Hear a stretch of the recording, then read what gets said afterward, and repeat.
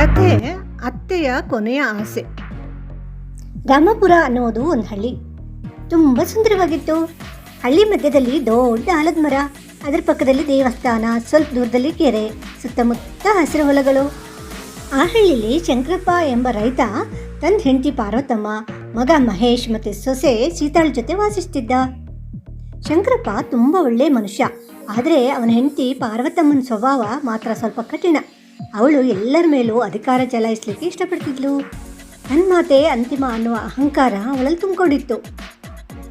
ಮಹೇಶನ್ ಮದುವೆ ಸೀತಾ ಅನ್ನೋ ಹುಡುಗಿ ಜೊತೆಗೆ ಆಯಿತು. ಸೀತಾ ಮನೆಗೆ ಬಂದ ದಿನವೇ ಪಾರ್ವತಮ್ಮ ಅವಳನ್ನು ಅಳಿಲಿಕ್ಕೆ ಪ್ರಾರಂಭ ಮಾಡಿದ್ಲು. ಬೆಳಗ್ಗೆ 4 ಗಂಟೆಗೆ ಎದ್ದೇಳಬೇಕು, ಮನೆ ಕೆಲಸ ಮೊದಲು ಮಾಡಬೇಕು, ನಂತರ ಬೇರೆ ಎಲ್ಲ ಕೆಲಸ ಮಾಡಬೇಕು, ಅಡುಗೆ ಮಾಡಬೇಕು ಅಂತ ಮೊದಲ ದಿನವೇ ನಿಯಮಗಳನ್ನು ಹೇಳಿದ್ಲು. ಸೀತಾ ನಗ್ತಾ ಸರಿ ಅತ್ತೆ ಅಂದ್ಲು.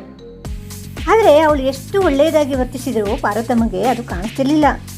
ಒಂದಿನ ಸೀತಾ ಮನೆ ಮುಂದೆ ತುಳಸಿ ಕಟ್ಟೆ ಪೂಜೆ ಮಾಡ್ತಾ ಇದ್ಲು.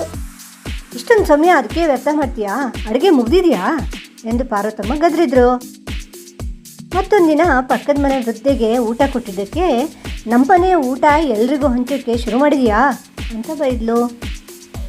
ಹಳ್ಳಿ ಜನರಿಗೆ ಸೀತಾಳ ಒಳ್ಳೆಯತನ ಗೊತ್ತಿತ್ತು. ಆದರೆ ಸೀತಾ ಎಂದೂ ಅತ್ತೆಯ ಬಗ್ಗೆ ಯಾರ ಬಳಿಯೂ ಕೆಟ್ಟ ಮಾತು ಆಡಿರಲಿಲ್ಲ, ಚಾಡಿ ಮಾತು ಹೇಳ್ತಿರ್ಲಿಲ್ಲ. ವರ್ಷಗಳು ಕಳೆಯುತ್ತಾ ಹೋದ್ವು. ಒಂದು ವರ್ಷ ಭಾರೀ ಬರ ಬಂತು. ಹಳ್ಳಿ ಕೆರೆ ಒಣಗ್ತು, ಬೆಳೆ ಹಾಳಾಯಿತು, ರೈತರು ಸಾಲದಲ್ಲಿ ಮುಳುಗಿದ್ರು. ಆ ಸಮಯದಲ್ಲಿ ಸೀತಾ ತನ್ನ ಆಭರಣಗಳನ್ನು ಮಾರಿಸಿ ಮನೆಯ ಖರ್ಚು ನಡೆಸ್ಲಿಕ್ಕೆ ಸಹಾಯ ಮಾಡಿದ್ಲು. ಆದರೆ ಪಾರ್ವತಮ್ಮ ಅದಕ್ಕೂ ಮೆಚ್ಚುಗೆ ತೋರಿಸಲಿಲ್ಲ. ಮನೆಯವ್ರಿಗಾಗಿ ಮಾಡಿದರೆ ದೊಡ್ಡ ಉಪಕಾರ ಮಾಡಿದ ಹಾಗ ಅಂತ ಹೇಳಿದ್ಲು. ಆ ಮಾತು ಸೀತಾಳ ಮನಸ್ಸಿಗೆ ನೋವು ಕೊಡ್ತು. ಆದರೂ ಅವಳು ಮೌನವಾಗಿದ್ಲು. ಕೆಲ ತಿಂಗಳುಗಳ ನಂತರ ಶಂಕರಪ್ಪ ಹಠಾತ್ತನೆ ನಿಧನರಾದರು. ಮನೆ ಹೊಣೆಗಾರಿಕೆ ಸಂಪೂರ್ಣ ಮಹೇಶ್ ಮತ್ತು ಸೀತಾಳ ಮೇಲೆ ಬಂತು. ಆದರೆ ಪಾರ್ವತಮ್ಮನ ಸ್ವಭಾವದಲ್ಲಿ ಮಾತ್ರ ಬದಲಾವಣೆ ಬರಲಿಲ್ಲ. ಒಂದಿನ ಹಳ್ಳಿಗೆ ಒಂದು ಹೊಸ ಸುದ್ದಿ ಬಂತು. ನಗರದ ದೊಡ್ಡ ಕಂಪ್ನಿಯೊಂದು ಹಳ್ಳಿ ಹತ್ತಿರ ಜಮೀನುಗಳನ್ನು ಖರೀದಿಸಲಿಕ್ಕೆ ಬಂದಿತ್ತು. ಹಲವಾರು ರೈತರು ಹಣದ ಆಸೆಗೆ ತಮ್ಮ ಜಮೀನುಗಳನ್ನು ಮಾರಲು ಸಿದ್ಧರಾಗಿದ್ದರು. ಆ ಕಂಪನಿಯ ಏಜೆಂಟ್ ಹಳ್ಳಿಗೆ ಬಂದು ಜನರನ್ನು ಒಲಿಸತೊಡಗ್ದ. ಈಗ ಮಾರಿದರೆ ಲಕ್ಷ ಲಕ್ಷ ಹಣ ಸಿಗುತ್ತೆ, ಇಲ್ದಿದ್ರೆ ಮುಂದೆ ಏನೂ ಸಿಗಲ್ಲ ಅಂತ ಹೇಳ್ತಿದ್ದ. ಪಾರ್ವತಮ್ಮ ಕೂಡ ಆ ಮಾತಿಗೆ ಮಾರಬಹುದ್ಲು. ನಮ್ಮ ಜಮೀನನ್ನು ಮಾರೋಣ, ಹಣ ಬಂದರೆ ಸುಖವಾಗಿ ಬದುಕ್ಬೋದು ಅಂದ್ಲು. ಆದರೆ ಸೀತಾಳಿಗೆ ಅದು ಇಷ್ಟ ಆಗಲಿಲ್ಲ. ಅತ್ತೆ, ಜಮೀನು ಮಾರಿದರೆ ಹಣ ಕೆಲ ವರ್ಷ ಇರುತ್ತೆ, ಆದರೆ ಜಮೀನು ಹೋದ್ಮೇಲೆ ಮುಂದಿನ ಪೀಳಿಗೆ ಏನು ಮಾಡುತ್ತೆ ಅಂತ ಕೇಳಿದ್ಲು. ನಿನ್ಗೇನು ಗೊತ್ತು, ದೊಡ್ಡವ್ರ ವಿಷಯದಲ್ಲಿ ಮಾತನಾಡಬೇಡ ಅಂತ ಪಾರ್ವತಮ್ಮ ಗದರಿದ್ಲು. ಕೆಲ ದಿವಸ ಆಯಿತು. ಪಾರ್ವತಮ್ಮ ಗುಟ್ಟಾಗಿ ದಾಖಲೆಗಳಿಗೆ ಸಹಿ ಹಾಕ್ಲಿಕ್ಕೆ ನಿರ್ಧರಿಸಿದ್ಲು. ಮಹೇಶ ನಗರಕ್ಕೆ ಹೋಗಿ ಸಮಯ ನೋಡಿಕೊಂಡ್ಲು. ಸೀತಾಳಿಗೆ ಈ ವಿಷಯ ತಿಳಿಯಿತು. ಅವಳು ಏಜೆಂಟ್ ಬಗ್ಗೆ ಮಾಹಿತಿ ಕಲೆ ಹಾಕಿದ್ಲು. ಆಗ ಒಂದು ದೊಡ್ಡ ಸತ್ಯ ಗೊತ್ತಾಯಿತು. ಅದು ನಿಜವಾದ ಕಂಪ್ನಿಯೇ ಅಲ್ಲ, ಜನರನ್ನು ಮೋಸ ಮಾಡಿ ಜಮೀನು ಕಬಳಿಸುವ ಗುಂಪಾಗಿತ್ತು. ಸೀತಾಳಿಗೀಗ ಗಾಬರಿ ಆಯಿತು. ಅವಳು ಪಾರ್ವತಮ್ಮಂಗೆ ಹೇಳಿದ್ಲು, ಅತ್ತೆ ಇದು ಮೋಸ, ನೀನು ನನ್ನನ್ನು ಹೆದರ್ಸಲು ನೋಡ್ತೀಯಾ ಅಂತ ಪಾರ್ವತಮ್ಮ ಕೂಗಿದ್ಲು. ಮರುದಿನ ದಾಖಲೆಗಳಿಗೆ ಸಹಿ ಹಾಕುವಂತಹ ವಿಷಯ ಹಳ್ಳಿ ಚಾವಡಿಗೆ ಹೋಗೋ ದಿನ ಬಂತು. ಇಡೀ ಹಳ್ಳಿ ಸೇರಿತ್ತು. ಪಾರ್ವತಮ್ಮ ಮುಂದೆ ಹೋಗಿ ಸಹಿ ಹಾಕ್ಲಿಕ್ಕೆ ಪೆನ್ ಇಟ್ಕೊಂಡ್ಲು. ಅಷ್ಟರಲ್ಲಿ ಸೀತಾ ಓಡ್ತಾ ಬಂದು ನಿಲ್ಲಿ ಅಂತ ಕೂಗಿದ್ಲು. ಎಲ್ಲರೂ ಅವಳತ್ತ ನೋಡಿದ್ರು. ಅವಳು ಕೆಲವು ದಾಖಲೆಗಳನ್ನು ಜನರ ಮುಂದೆ ಇಟ್ಲು. ಅವು ಸರ್ಕಾರದ ದಾಖಲೆಗಳಾಗಿದ್ದವು. ಏಜೆಂಟ್ ವಿರುದ್ಧ ಈಗಾಗಲೇ ಹಲವಾರು ಪ್ರಕರಣಗಳು ದಾಖಲಾಗಿದ್ದಂತಹ ವಿಷಯ ಅದಾಗಿತ್ತು. ಹಳ್ಳಿ ಜನರು ಬೆಚ್ಚಿ ಬಿದ್ದರು. ಏಜೆಂಟ್ ಆಚೆ ಈಚೆ ನೋಡಿ ಓಡಿ ಹೋಗೋಕ್ಕೆ ಪ್ರಯತ್ನ ಮಾಡ್ದ. ಜನರು ಹಿಡಿದು ಪೊಲೀಸರಿಗೆ ಒಪ್ಪಿಸಿದ್ರು. ಅಂದು ಹಳ್ಳಿಯ 100 ಎಕರೆ ಜಮೀನು ಉಳಿದಿತ್ತು. ಜನ ಈಗ ಸೀತಾಳನ್ನು ತುಂಬ ಹೊಗಳಿದ್ರು. ನೀನು ಇಲ್ದಿದ್ರೆ ನಾವು ಮೋಸ ಹೋಗ್ತಿದ್ದೆವು ಅಂತ ಹೇಳಿದರು. ಆದರೆ ಪಾರ್ವತಮ್ಮ ಮಾತ್ರ ಮೌನವಾಗಿದ್ಲು. ಅವಳಿಗೆ ತನ್ನ ತಪ್ಪು ಅರ್ಥ ಆಗಿತ್ತು. ಹೀಗೆ ಇರಬೇಕಾದ್ರೆ ಕೆಲವು ತಿಂಗಳುಗಳು ಕಳೀತು. ಪಾರ್ವತಮ್ಮ ಪುನಃ ಅನಾರೋಗ್ಯಕ್ಕೆ ಒಳಗಾದ್ಲು. ವೈದ್ಯರು ವಿಶ್ರಾಂತಿ ಪಡೆಯಿರಿ ಅಂತ ಹೇಳಿದರು. ಹಾಸಿಗೆಯಲ್ಲೇ ಮಲಗಿದ್ದಾಗ ಅವಳಿಗೆ ಒಂದು ವಿಚಾರ ಮತ್ತೆ ಮತ್ತೆ ನೆನಪಾಗ್ತಿತ್ತು. ತಾನು ಜೀವನ ಪೂರ್ತಿ ಸೀತಾಳಿಗೆ ಕೊಟ್ಟ ನೋವು. ಒಂದು ಸಂಜೆ ಅವಳು ಸೀತಾಳನ್ನು ಕರ್ಸ್ಕೊಂಡ್ಳು. ಸೀತಾ, ಸ್ವಲ್ಪ ಹತ್ತಿರ ಬಾ. ಸೀತಾ ಕುಳಿತುಕೊಂಡ್ಳು. ಪಾರ್ವತಮ್ಮನ ಕಣ್ಣುಗಳಲ್ಲಿ ನೀರು ತುಂಬಿತ್ತು. ನಾನು ನಿನಗೆ ಯಾವತ್ತೂ ಒಳ್ಳೆಯ ಮಾತು ಹಾಡಲಿಲ್ಲ. ಸೀತಾ ಮೌನವಾಗಿದ್ಲು.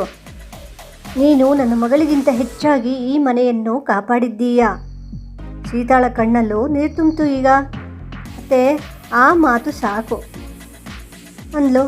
ಆದರೆ ಪಾರ್ವತಮ್ಮ ಅಲ್ಲೇ ನಿಲ್ಲಿಲ್ಲ. ನನಗೆ ಒಂದು ಕೊನೆಯ ಆಸೆ ಇದೆ ಅಂದ್ಲು.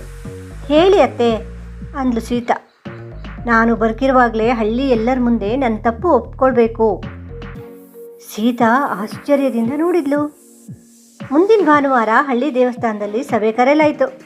ಹಳ್ಳಿ ಜನರೆಲ್ಲ ಸೇರಿದ್ರು. ಪಾರ್ವತಮ್ಮ ನಿಧಾನವಾಗಿ ಎದ್ದು ನಿಂತಳು. ಇಂದು ನಾನು ಒಂದು ಸತ್ಯ ಹೇಳಬೇಕು ಅಂದ್ಲು. ಎಲ್ಲರೂ ಮೌನ ಆದರು. ಈ ಹಳ್ಳಿಲಿ ಅತೀ ಒಳ್ಳೆಯ ಮನುಷ್ಯ ಯಾರು ಗೊತ್ತಾ?